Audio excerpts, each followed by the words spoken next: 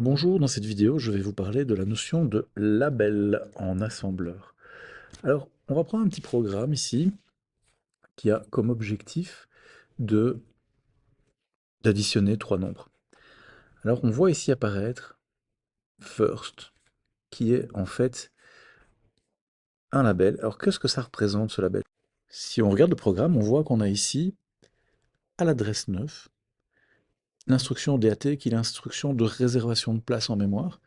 Et avant l'instruction, on met first. Alors, qu'est-ce que ça veut dire? Ça veut dire que on peut maintenant utiliser ce symbole first comme adresse représentant l'endroit où est cette instruction. Donc ici, si on regarde le programme, l'instruction est à l'adresse 9.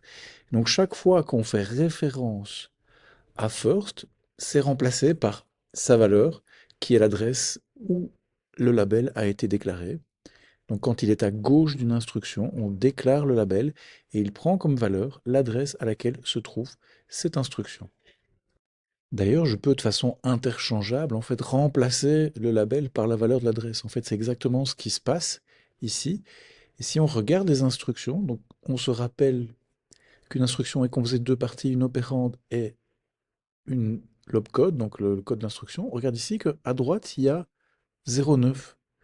C'est bien, l'instruction 1 fait référence à l'adresse 9. Maintenant, si on regarde l'instruction à l'adresse 3, eh bien, on voit aussi apparaître le 9. C'est-à-dire que l'assembleur a traduit l'instruction at first par le code opératoire de at et il a mis la valeur de first, c'est-à-dire l'adresse à laquelle ça a été déclaré.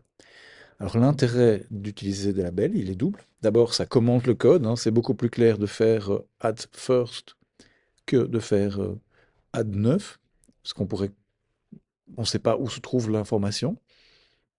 Il faut imaginer qu'on a un programme beaucoup plus gros que ça. Et deuxièmement, en fait, ça permet d'être indépendant en fait de l'endroit où ça va réellement se trouver. Ici, j'ai dû compter, me rends compte que c'était à 9. Imaginez maintenant que je joue une instruction. Eh bien, le first, il est plus en 9, il est en 10. Et donc ceci est faux maintenant. Donc le, le deuxième intérêt de faire des labels, c'est que finalement, ça va quel que soit l'endroit où se trouve cette instruction, en fait, on va la référencer. Donc même si on insère du code, on va rester référencé au bon endroit. Ça, c'est les labels.